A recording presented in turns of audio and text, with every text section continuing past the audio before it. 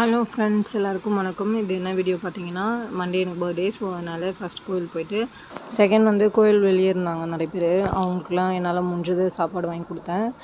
எப்போவுமே என்னோடய குழந்தைங்க பர்த்டே ஆகட்டும், எங்கள் ஹஸ்பண்ட் பர்த்டே ஆகட்டும், இதை தான் நாங்கள் செய்வோம். ரொம்ப இல்லைனாலும் ஏதோ எங்களால் முடிஞ்சதை சாப்பாடு வாங்கி தருவோம். அதுக்கப்புறம் அந்த நாள் ரொம்ப சந்தோஷமாக இருந்தது. ஏதோ மற்றவங்களுக்கு நம்மளால் முடிஞ்சதை செஞ்சுமே அப்படின்ற ஒரு திருப்தியோட வீட்டுக்கு வந்துட்டு நைட்டு வந்து சிக்கன் பிரியாணி தான் பண்ணோம்.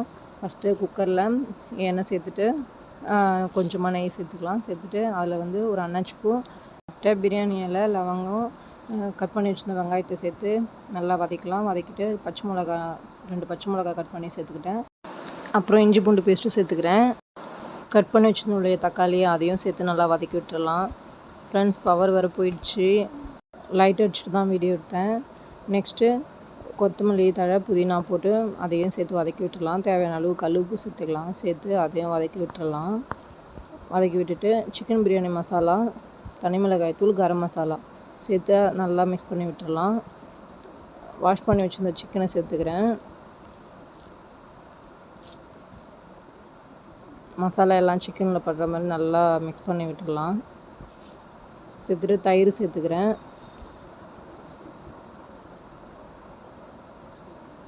அதையும் நல்லா மிக்ஸ் பண்ணி விட்டுடுறேன். 1/2 லெமன் இப்போது பிழிஞ்சு விட்டுடுறேன். பிழிஞ்சு விட்டுட்டு தேவையான அளவு தண்ணி சேர்த்துக்கிறேன்.